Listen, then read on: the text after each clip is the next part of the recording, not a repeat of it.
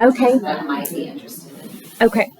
I will say disclaimer, Stacy, when she turns the camera onto the screen, it unfortunately is like all white. You can't see quite all of the stuff, but I think the ladies will be sharing lots of great information and so just kind of we'll see how this And we're happy to email the presentation out to you, so you'll be able to see it that way. Yeah.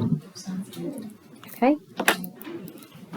Well, yeah, today we're going to be talking about Gestalt language processing and what that is. So when we think about that language development, there's really two types of language development that we're teaching about. The first is analytic language development. A lot of times kids who are analytic language learners are referred to as word babies, and that's because their basic units of language are single words. And then as they progress through that language development, their single words move to phrases and then sentences. So it's really that bottom-up learning where they're learning the most basic elements of language and then gradually progressing to more complex structures. Research shows us that this happens most commonly in girls, but it also happens in boys. And just as a side note too, both of these types of language development are normal and natural ways of learning communication. However, analytic language is kind of what we think of as that typical language development. And then Gestalt language development, the children who are Gestalt language processors are often referred to as intonation babies, and that's because they get a lot of information from that rich intonation and communication. They really love music, movies, and stuff like that. So they're often referred to as those intonation babies, and their basic units of language may be words, but they can also use phrases or complex sentences. And a lot of times those multi-word phrases and sentences function as single words in their communication. So they kind of have that top-down learning where it starts with those more complex language structures, and then as they move through the stages of Gestalt language processing, it goes to more simple structures like single words. And this happens most commonly in boys and autistic children, however, it can happen in girls as well. And not all children who are Gestalt language processors are autistic. Any child can go through the different stages, and then some kids who are autistic might get stuck in those stages. So that's kind of where we think of those children that we work with who are doing a lot of that immediate epithelium. It's just a nice little visual of the difference between that analytic language development and Gestalt language development. So in this top one, we're looking at that analytic. So the parent's reading to the child and says, then they went to the park, and the child indicates the word park. Then as they're developing through that, they might say play park as they see the park, and then eventually they're going to use a full sentence like let's go to the park. Whereas with that Gestalt language processing, the parent says time for school, and the child's learned this meaningful phrase or sentence of let's get ready to rumble. So then as they're kind of working through that Gestalt language development, they're going to be changing that phrase as they go. So then they say, let's get ready to eat, and then let's get going to the park. So researchers have suggested that language learning occurs on a continuum, with analytic language learning being on one end and Gestalt on another. So it's really not a black or white issue where you're one or the other. You could be a combination. Some children may be purely analytic language learners. Some children may be purely Gestalt language learners, but we do see some that you might prefer analytic, but you do have a few Gestalts in your early vocabulary. And so it's important for us to gather information to see what the child's learning bias may be, and that's going to give us information on their processing style, which allows us to make appropriate treatment recommendations. So we've got a video here of a little friend who is what I would call a dual language processor or language learner. So he is acquiring some isolated single words, but he's also acquiring some Gestalts or those memorized chunks of language that he hears from that outgoing speech stream from his parents. And so let's watch the video and I'll kind of explain what is happening afterwards. Yeah. Put shoes on. So we see him say mom first to get mom's attention. He's got his shoes, which he loves his shoes because every time he gets his shoes, he gets to do one of two favorite activities, which is go outside and play or go for a car ride. So This presents a lot of emotion for him. He's usually happy when he hears mom say, put shoes on every single day. So he's taken that language and he's memorized it and he's now used it as a chunk. And he doesn't say put shoe on in isolation. He doesn't use each of those words individually. He's grouping them together. And then you hear mom very enthusiastically acknowledge his gestalt and say, put shoes on. And then he says, yeah. And he's cute. So we'll talk about the 6 stages of natural language acquisition. The first 3 are on this slide. That first stage is what Amy was just describing, that like scripting, or that what you think of as like the Gestalt language as whole units. This is also called echolalia. And stage 1 is looking at delayed echolalia, which just means that the child heard it somewhere, a show or a family member somewhere else, and then they're using it at a later time, either in a communicative intent or as sensory input to them.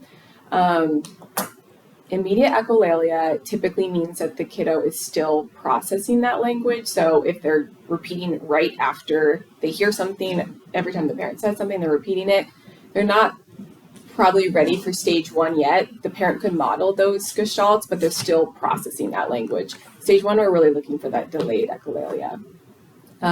Songs are often first gestalts. And like Hannah said, many different kiddos will go through this language acquisition. And so you don't even notice it sometimes because they're doing those songs and they just move through the next stages.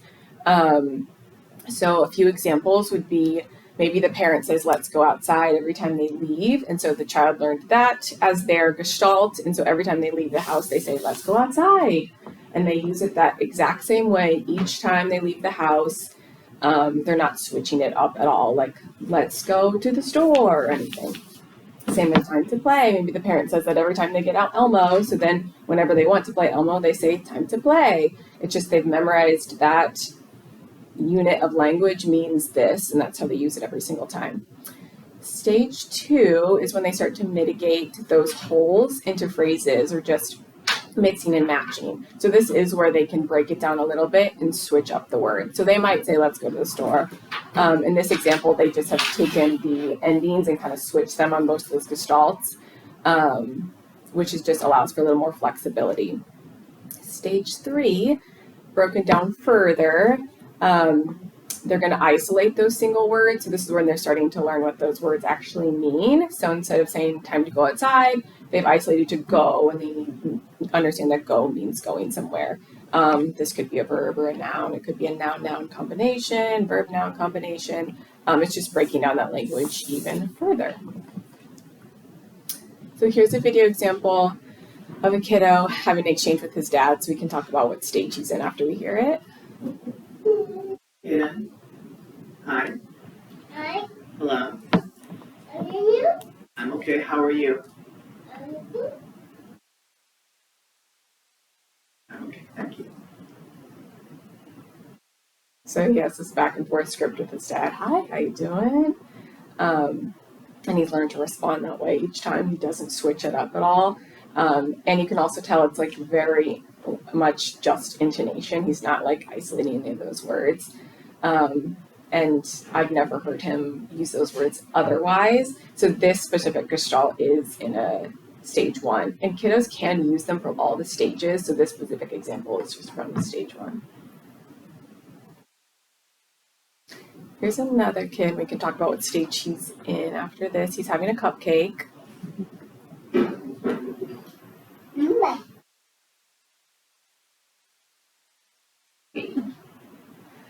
So I have a lot more videos of him on this presentation, but he's a good one because he does gestalts from all the different stages. This one is a stage 1 because he says that every single time he eats something. So.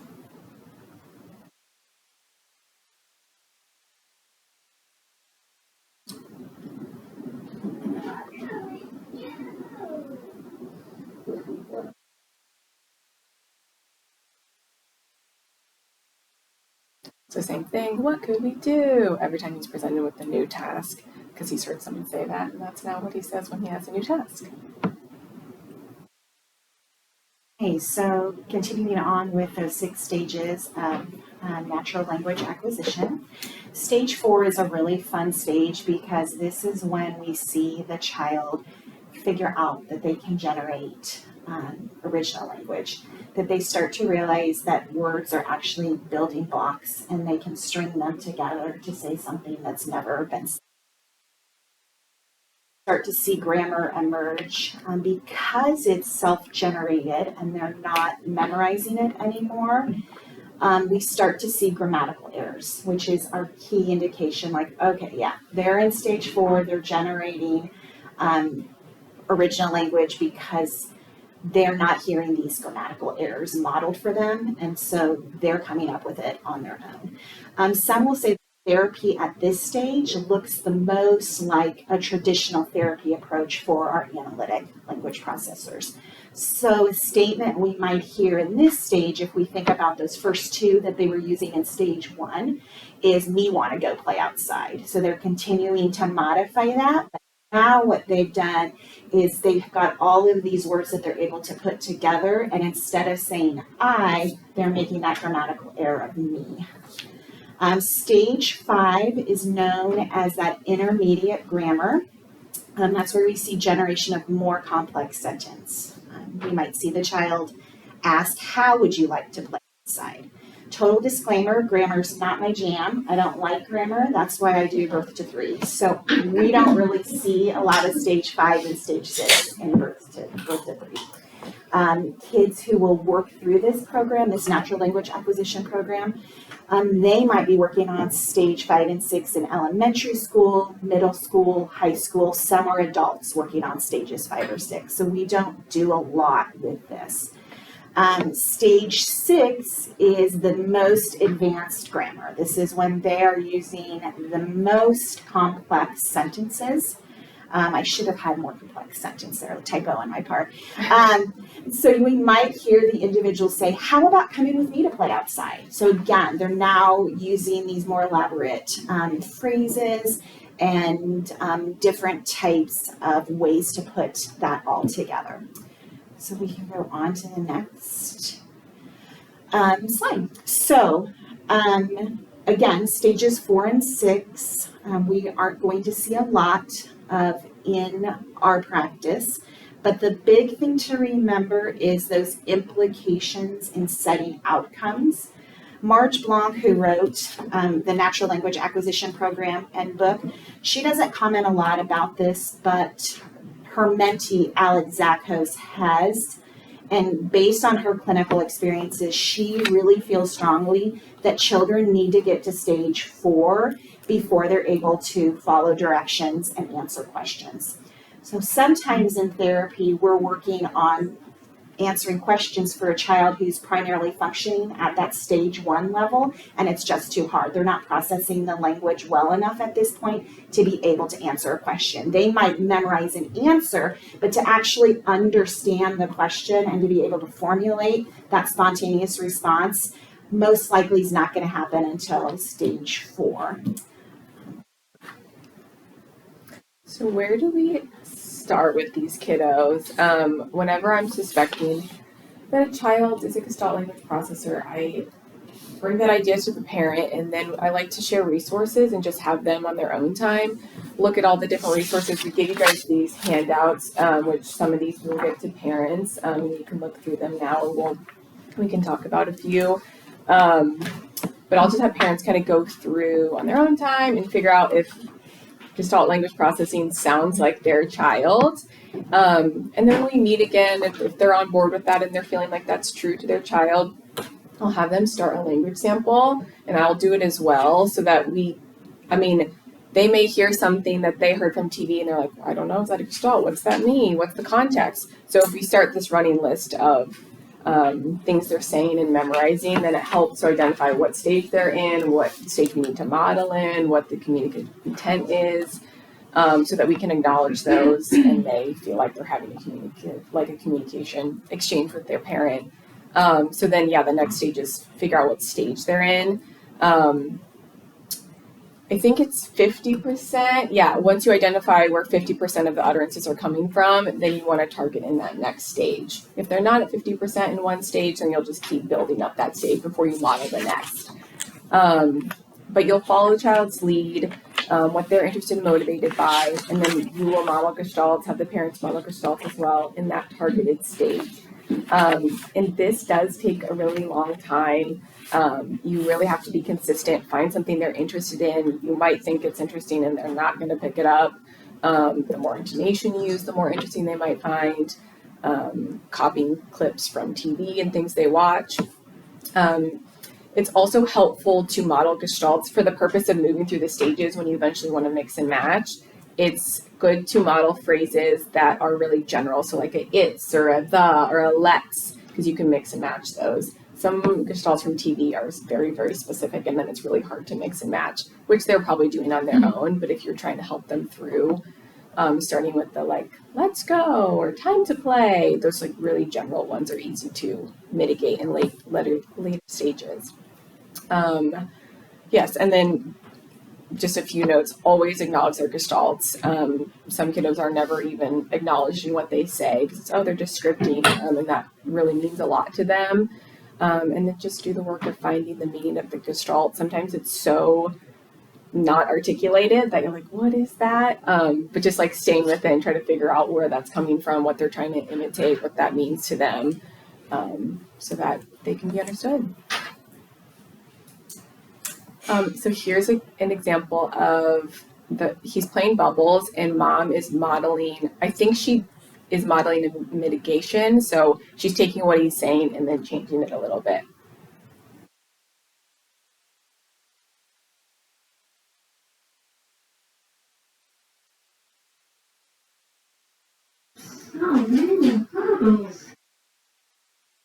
So he says, look at all the bubbles. He says that every single time. And he's definitely ready to move to other stages. So she modeled a stage 2, so many bubbles, with the same kind of intonation he likes. These considerations as we're supporting Gestalt language processors is really to focus on building connection with the child, like Erica mentioned too, just honoring those gestalts that they're saying in their communication attempts, because that is really meaningful for them. And then also following their lead and really joining on of interest to them, because that's where we're going to hear a lot of those gestalts and see some of that progression through the different stages of natural language acquisition. We also just want to make sure that we're building on that current language system and then individualizing those targets based on their interests, and then bring into the caregiver's expertise of the child, because that will really help us with determining the meaning behind those gestalts, and then also just determining what those things of interest are to their child so that we can embed those strategies within their routines. And then also just thinking about including those sensory strategies for that readiness for learning, especially considering that a lot of those Gestalt language processors are going to be autistic children. Okay, so what we've done with this slide here is basically summarized all of the treatment strategies from natural language acquisition program into one slide. So like Erica said, language sampling is huge because we want to get information on which stage the child's in. And so we like to language sample often, because if we only take one, we might not get the entire picture. And so we like to try and take language sampling often, as well as have the caregiver take the language samples. If our language sample indicates that the child is functioning or is in stage 1, that 50% of those utterances are in stage 1, or I guess if that was the case, we'd move on to stage 2. Let's say the child has a few gestalts, but not many, and there's not enough to mitigate yet. What we can do is model phrases that have the potential to become gestalt. So this is a bit of a crapshoot. We're doing our best to guess what might stick and what might not stick. And so we try and use the child's interests, their preferences, the family's routine to see if we could find a gestalt that they might take to and start to imitate, and then use it at a later time as it becomes a spontaneous gestalt for them. And so really we're narrating phrases throughout the child's day using that really rich intonation to try and pull them in and make the gestalt a little bit more meaningful. It can be really helpful to do this during play because when children are having fun, they're motivated to learn. And we know that for our GLPs, oftentimes some of the first gestalts that stick are ones that have that emotional tie to an event. So a time I was really having fun or really excited and the language that was used, that's what I'm going to remember because I'm replaying that event in my mind. I always think about a little girl that I saw, and I'm kind of embarrassed to tell this story, but I will.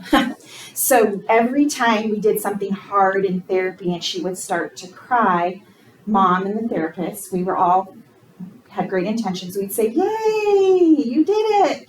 Well, every time she then became upset, she would say, "Yay, you did it." So she paired that language with that feeling of sadness. I don't want to do this. They're making me do it. And that's what stuck. And so that's why I've kind of had to rework that, and instead of focusing on task completion, really trying to follow the child's lead and make sure that the events that we're having are fun and exciting for the child instead of that opposite, because it broke my heart. Okay, so you've done your language sample and you are confident that you're ready to start working on stage 2. So you take your language sample, you write down all of your gestalts, and you're going to see which ones you can mix and match. And you start to model those again at appropriate times. And you're using that really rich intonation. You're using child-led activities. You're playing. You're having fun. As Erica stated, it is going to be easier to mitigate phrases or gestalts that they picked up from their family. The ones that are tied to media, either a television show, a movie, a song, can be really, really hard to break. They're just so ingrained that we usually have more success mitigating those gestalts like let's go, let's get out of here, time to eat, those types of things. Packet is a gestalt check-in. We want to make sure that we're hitting all of those areas so that we're programming gestalts for commenting. We've got gestalts for help. We've got transition gestalts. We've got protesting. We've got shared joy, we've got joint action, we've got those sensory experiences, and then we've got gestalts for new situations. So we want to make sure that we're hitting all of those so that we've got this beautiful, well-rounded variety of gestalts that we can mitigate from. In stage 3, that again is that magical stage where the child's had this aha moment that words can be isolated and can be built upon. And so that's when we're really listening for those isolated words to see, okay, are you in stage 3 or is this a stage 1 gestalt that's stuck? You know, sometimes single words can be stage 1 because they've been stuck, that the language has been taught instead of naturally developed. So in this stage, it's all about referential labeling. So we're going for a walk and I'm gonna point and tell you tree and car. And I know that you love to talk about colors. So now I'm gonna say red car, green car. So I'm using your interests and I'm really trying to work on building those noun-noun combinations or an adjective-noun combo.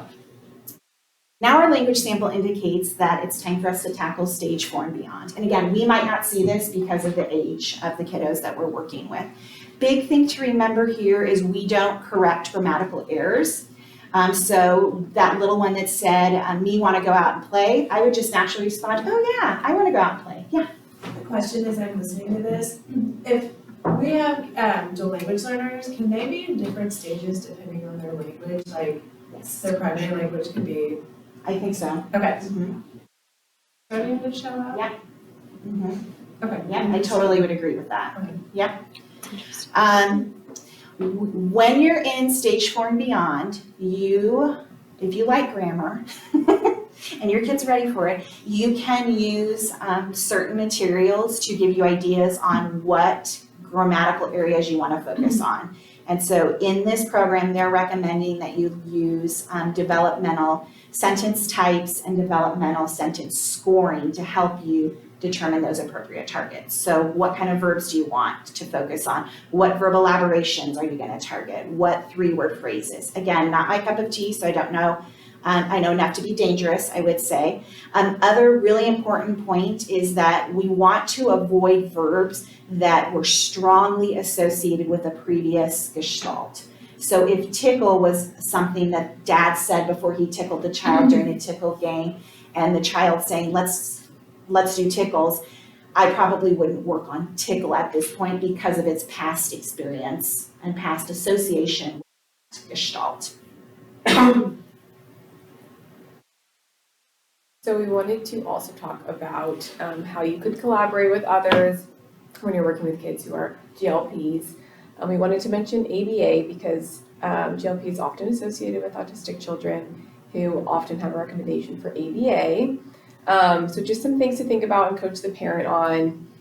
The language programs in ABA centers are often made and delivered by non-SLPs, so just something to think about. And ABA centers typically follow an analytic language style, or they're teaching with echoics. So they're just like the stuck word gestalts that Amy was talking about. They have learned to say more when they want something. They don't actually know what it means or what they're asking for. They've just been drilled to say more during this specific time. So to them, it's like this stuck one word stage 1 gestalt, not true stage 3. So you might just see just the language they're teaching doesn't really support the way the child would naturally learn language. Echolali and verbal scripting are also typically discouraged at ABA centers. I think that might be getting better, but it's usually not acknowledged, which is their way of communicating. And so there are a few ABA centers, or you might find that they are willing to work together. But again, finding that function of the gestalt so that everyone can be on the same page of what they're trying to communicate, as well as like acknowledging them. Some considerations as we're working with our GLPs and daycares and with those daycare providers is explaining that children may learn language differently. So kind of explaining the differences between that analytical and gestalt language processing. And then coaching the daycare providers on listening and acknowledging those gestalts throughout the day. And then also just again, kind of looking at determining the meaning of those gestalts so that we're helping the child as they're functioning throughout their day-to-day in the classroom. And then we want to encourage those caregivers to model simple, easy, and functional phrases so that we can keep moving through those stages of the natural language acquisition. And then also coaching on plan following directions and answering questions starts. I know I've had some children in daycares who are gestalt language processors, and teachers have had a hard time with understanding that it might take them some more time to process some of those following directions and answering questions in the classroom setting. So just kind of providing some of that caregiver education on that. So here's a video of the same child at daycare with his teacher, and she's acknowledging his gestalt as well as he will follow a direction from her. So he's moved through at least to stage 4. Grass is not blue. Grass is green. Can you color your grass green? I did it.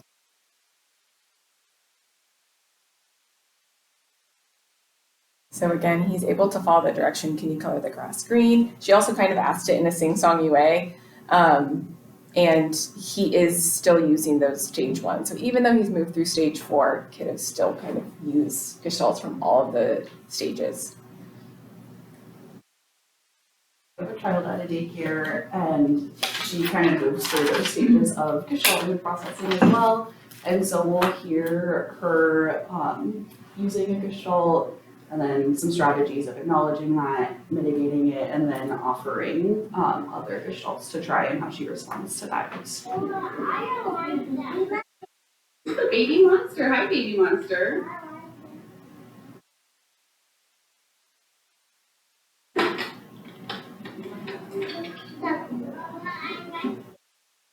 Here's pink.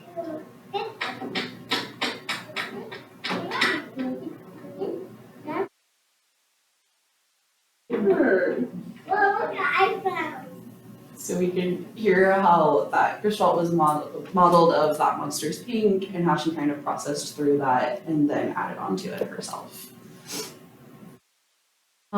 We also wanted to kind of talk about using augmentative and alternative communication with the GLPs on our caseloads. We know from research that AAC can help children develop language more systematically. However, a lot of AAC systems are based on that analytical language learning, so it kind of focuses on those single words and building that into phrases. And so until our GLPs are in that stage, for available systems that we currently have are just not super well designed. So we'll just have some considerations for how we set up their AAC devices for them, because we don't want to rely solely on those isolated symbols. So we'll want to organize that in a way that will grow with the child as they progress through the different stages of that natural language acquisition.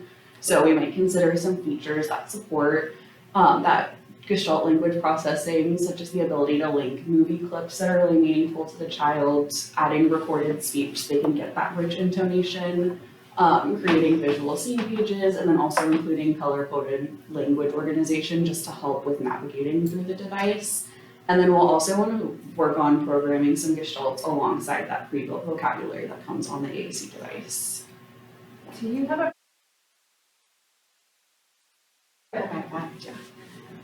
Just some more considerations for that AAC too is working to determine the meaning behind those gestalts so that we can also store those on their AAC device so that the child can not only verbally say it but also use their device to communicate that. So when you would put like a gestalt on there, is that like the sentence? Exactly, yeah, or it might, like with some programs, which I know he's gonna get into kind of some of the specific programs we could use, but that could be like linking it to a video of that gestalt or a recording of the parent saying the gestalt too, so that way they can hear that intonation with it. So then, yeah, that kind of goes into that next point too of using that inflected speech and rich intonation. So again, kind of linking that to videos, and then also just when they're selecting buttons on the AAC device, just repeating that back to them with that really rich intonation as well. We want to focus on that core vocabulary and a system that supports natural language structures, not just basic phrases. So basically we're going to be using their gestalts and then also adding in that core vocabulary or those most commonly used words, those power words, because we often like to refer to them so that we can mitigate those gestalts too. And then as with any child using AAC, consistent modeling of the AAC is crucial for GLPs so they can, who learn by repeating what they hear.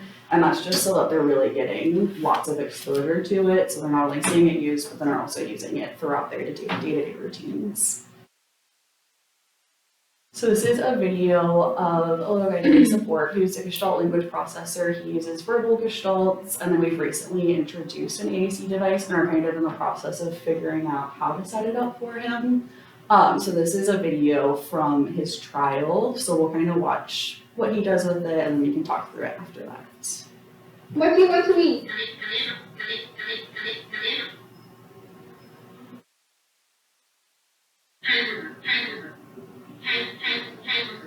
French fries? You want hamburger and french fries? Okay. So he, as he explores his device, repeatedly selects buttons quite a bit. And so when mom sat him down in his chair, she kind of let him do that for a bit. We see her kind of backspace, and then she asks him what he wants to eat, and that's when he selects hamburger french fries. And then when she acknowledges that gestalt, he gets really excited, and she did want me to share this picture of him with his McDonald's afterwards too. So it was really sweet. So if we feel like the child is a Gestalt language processor and it would be appropriate to add AAC, what communication apps can we consider? The big things that we want to look for are a system that has that robust language, because it can be fair if I'm going to teach you this system when you're in stage 1, but now that you're in stage 3, I'm going to make you learn a whole new language. And so we want to pick something that has the possibility to grow with the child, but that we can customize it right now to include some of those gestalts. The other thing that's really nice is to make sure that we have that vendor support for the families. So offering trainings, who can I contact if I've got tech issues or questions. And so all of the apps here on this list offer that. They're robust language systems. They can be customized and they offer some sort of technical support. Cough Drop is nice because it is the only app that is listed that can be put on an Android. And so if you have a family that has an Android device and wants to try it, that is an option. The other thing that's really nice about Cough Drop is that there is a huge versatility with language. They offer it in Chinese as well as Arabic. So if you have a family that speaks a language other than English or Spanish, that you've got somewhere to go with that. The other thing that's nice about all of these is that you can pair a wireless switch with them if you would need switch access. So as you're thinking about the child and the features they might need, it's often helpful to then consider, okay, which of these apps are going to work the best for me? Sometimes there's not a perfect choice, right?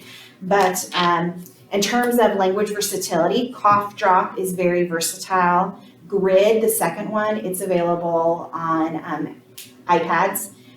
It also has, I think, 40 different languages that it comes with. And so again, if you have a family that is bilingual or English is not their primary language, that's a great option. And then TD Snap is another one that offers multiple languages. If you need an app that's going to allow the child to access it through eye gaze, that's going to be Grid, TD Snap, and Touch Chat for word power. Proloquo to Go is kind of the most common, right? Like a lot of people have it and like it. There's a huge support in terms of online for that. The bummer about Proloquo is it's offered in, I think, 3 or 4 languages. Let me look real quick. Yeah, it comes in English, Spanish, Dutch, and French. So if you have someone who needs a language besides that, you're gonna have to look somewhere else. But we could make all of these work, right? Like it might not be perfect, but I think we could make it work where we could customize it as well as have it grow with the child, because we definitely don't want to have to change the language system. I mean, I think if someone came in right now and told me, hey, you no longer get to speak English, you've got to communicate this way, my world would probably be rocked. I'd probably freak out. So we want to make sure that we're being respectful of that and not changing it up completely when the child might need more vocabulary because the app that we pick is so limiting. What do you do when they're close to going into a school system? Like, do you think about what they're going to get there and then try to match it? How does that work? We do. I think that oftentimes we'll think about what kind of gestalts teachers or therapists would say in the classroom, and can we think ahead and to account and program for that. In terms of the apps that we have that we trial at Johnson County, we've got 4 on our apps. The first would be LAMP, then we've got Proloquo, Touch Chat. Unfortunately, our Touch Chat does not include word power. So the Touch Chat version that we have is HD, and it is not recommended to use Touch Chat HD with our children. We need word power because that is the robust language system. If you try a free version, it's not robust, and oftentimes when the app is updated, it's going to completely rearrange the format, and so the child's going to have to relearn it. So we really do feel like it's probably best to pick that robust system. If you're in LAMP, there is a place where you can program the gestalts as well as your targeted mitigations under the Mind folder.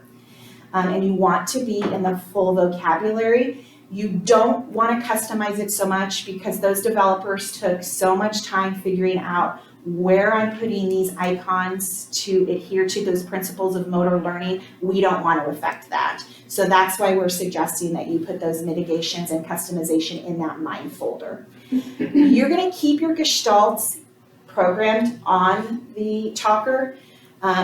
your iPad, whatever it is, whatever you guys call it, even when the child moves out of stage 2, because what we see children do is in moments of stress, even if they're in stage 4, it might be difficult for them to formulate that language because they're not regulated, they're upset.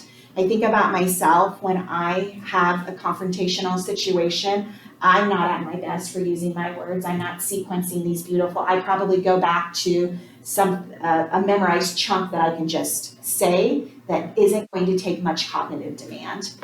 Proloquo, we can program that under chat. For us, again, touch chat, because we don't have word power to trial, we might want to experiment with LAMP or Proloquo. And then we also have Bridge, which the developers say is robust enough with simple design. So I think that translates to it's not robust. And so it might be better to try LAMP and Proloquo. If you're in a pickle, we've all been there, that sometimes we have to do what's best, right? And what for the situation and the just when we consider all the elements, we're like, oh, I've got Bridge right now, I'm just gonna go for it. We could program it under that fingerprint folder in a 3x3 grid. Show the next picture. So I customized on one of our devices for LAMP and Proloquo to go. So the child's Gestalt is let's go play. So I've programmed that in. The child hits the icon, they hear let's go play. So we have programmed that entire Gestalt in there. I've also programmed possible mitigations. So if I want to break down let's go play, I can break it down to let's go to the park, let's go to the bathroom, let's go to the car, let's go eat, let's go get the ball. You'll see that I did something different in LAMP. I didn't program eat, I programmed eat food, because when I went to program eat, the app alerted me that I was going to mess up, that eat is supposed to be in one specific spot with LAMP because of that motor planning element, and I was going to mess that up. So that's why I put let's go eat food. So because of that change, I felt okay that I wasn't messing the whole thing up. What questions do you guys have about that? I know it's a lot.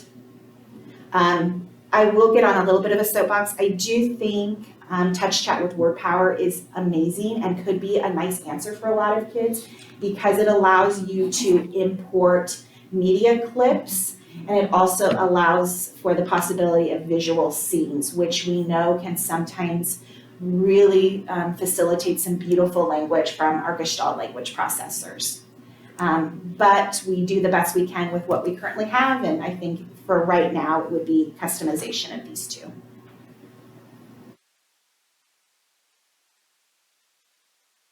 I just wanted to share some resources for learning more about Gestalt language processing. We provided it in several different formats. So the first is Ann Peters and Barry Prezant's work, which at Avi, I know you're a big fan. Do you want to talk a little bit about that? So Barry Prezant did his doctoral dissertation in the 80s when echolalia was thought to be not communicative. Kids would basically get in trouble for scripting, for doing movie talk. They would tell him no movie talk. In one of his podcasts, he talks about witnessing someone spraying lemon juice in a child's mouth when they started to use Gestalts. And so he's the one that first really made this assertion that echolalia is communicative even when it's immediate. The child is working on being able to get that into a version where they can use spontaneously. And then Ann Peters did a lot of work just identifying word babies versus intonation babies. And so this is really laid the foundation for the natural language acquisition. And then, this is the natural language acquisition book that's linked there too. That's by Mark Blanc. And then she also provides the NLA level courses as well. And she's got a new version comes out in 6 months, she said. But she did mention that a lot of information that's in this book will not be in the new copy. So I plan on getting both, so that you will have access to purchase that one for a while more too, if you would like both versions of that for your. And then there's also the natural language acquisition group on Facebook that I think parents and providers can join. the other day, there is a website, it's called Yarn. You can type the Gestalt in and it will tell you if it came from where it came Wow, that's from. so cool. It's amazing. That's awesome. That's a good idea. Yeah, I need to. and I tested it and it was working. Wow, okay. Like it was really, really cool. So you get lots of cool little pointers from that group. Meaningfulspeech.com has lots of handouts. We've included some of those in that little packet that we gave to you. So that's run by Alex Sakos, who is Marge Blanc's protege mentee. Yeah. And she also has some CEUs about Gestalt language processing too that are really great. There's podcasts, I think there's a Meaningful Speech podcast and then several other podcasts as well about it. And then we also just linked some Instagram accounts that post a lot about Gestalt language processing and natural language acquisition. I like to give those Instagram accounts to parents often so that they can see videos of other kids and then they can investigate if that is like their child. I feel like that's a good way for them to look. And one thing we've kind of alluded to, but haven't said specifically, is oftentimes in that stage 1, the Gestalt is not literal. So we have to, again, do that detective work to figure out, okay, they're saying one thing, but it really doesn't seem like it means that. And so talking to the parent, talking to the daycare, and getting as much information as you can so you can figure out, okay, what are they actually meaning? Because those stage 1 gestalts oftentimes are not literal. I haven't listened to it yet, but Barry present on his Uniquely podcast just recently had and I'm gonna say, I can't do the Gestalt language learning episode. Okay, Just recently in the last month. I also wanted to mention that Playtime with Tori. I think they have a YouTube channel as well, and it's kind of like the Miss Rachel for Gestalt processors. Yeah. And have lots of family love, Yeah. So, yeah, so it's a good one. All right, any questions?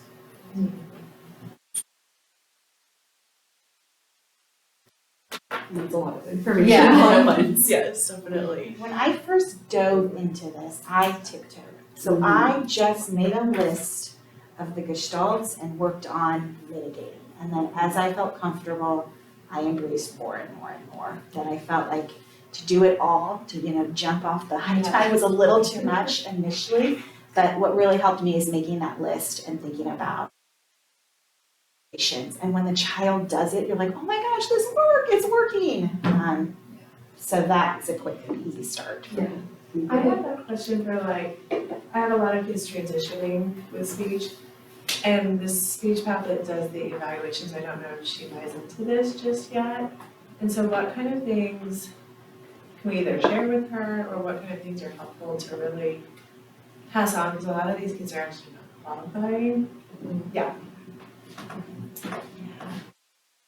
So I would probably go back to that slide with collaborating with daycare, because you do get resistance, right? I mean, there are people that are like, absolutely not, I don't know what you're talking about, but sharing the resources, going back to that explanation of there are 2 ways to learn language. And they've never made grammatical errors. You can't tell me that a child who is getting early intervention, they're gonna skip that whole stage of making grammatical errors. I mean, that's a hallmark of children learning language. And so if we're skipping that, that just, to me, doesn't happen. The other thing that they often talk about is, do they have that sing-songy characteristic of their spoken language? That's an indication too, because kids really, it's a mismatch between where their grammar looks to be and then why am I using that intonation? And they just usually recommend sharing resources, and we do the best we can, and sometimes like we're hitting our head against the wall a little bit.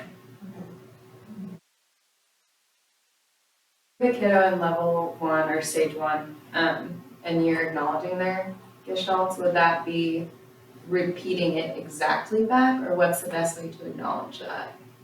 Yeah, I mean, you can do either.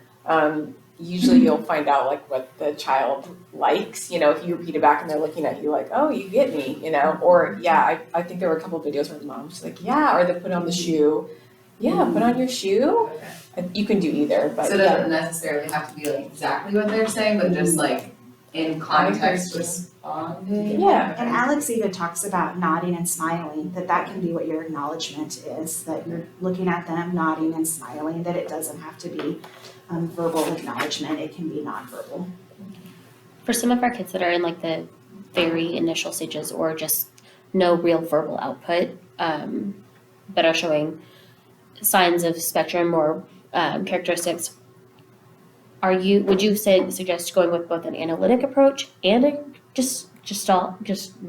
I've always said gestalt. So would like picking and choosing, trying both, because modeling the analytic just goes on and on and on and on. But then, or phrases, how do you determine? The stuck ones. Yeah. Or like no words at this. Right. I mean, I think doing both would be a good idea. And even like analytic learners, I mean, think of like, let's go. Yeah. That's a rote phrase. So I think you could naturally do either. But yeah, Amy was reminding me of the stage 1 stuck, which is like what ABA teaches, or like we want them to say the same thing. Yeah. So if the parent is like really wanting them to get those single words, and that's not how they learn language, and it will become stuck and kind of rote, and they don't actually know what that means. So you might find that out. If a kiddo didn't have any words, you might even try the AAC option where you're modeling both to see what they would like, because there is that continuum. I think it's a good idea. You wouldn't have to tell the parent, I'm thinking this. It's just like, let's model a variety of these phrases to see what. Bringing in like that bringing in a device could just be a different intonation, or Yeah. it's just a new novel experience. March does a really nice job. I feel like when I took Alex's course, it was just focus on stage 1, focus on stage 1, focus on stage 1. March does a really nice job of saying, hey, some kids aren't able to produce the gestalts because of their motor planning. It's just too hard for them motorically, they can't do that. So she's broken it down into like an 8-step process where she works initially on just getting the child to exhale. Then she works on getting vocalizations during some social sensory games. Then she's working on vowels. Then she's working on consonants. So she's really doing a motor learning approach, because she's recognizing that modeling stage 1 over and over and over again, if there's a motor planning component, which I think there often is, then that's going to be difficult for the child. And so that's in this book, and I'm happy to photocopy that and share it. Oh, I've already got some stars on my resources page, so I think I've got some money that I could. And I'm making a list of what we could purchase at Infant Toddler. I was hoping that's what you were doing. Yeah, we can definitely do that, absolutely. That would be great. So that's not the point of all this. Yeah, absolutely, yeah, we'll even decide, probably with the certificate from the CEOs, how you guys have access. I'm gonna have to step out, but as soon as the CEU certificate's ready, when they've signed it, I'll send it to you with a copy of the slides. If you all just want to send it to me, and then I can email it to you. Is that okay? Thank you so much.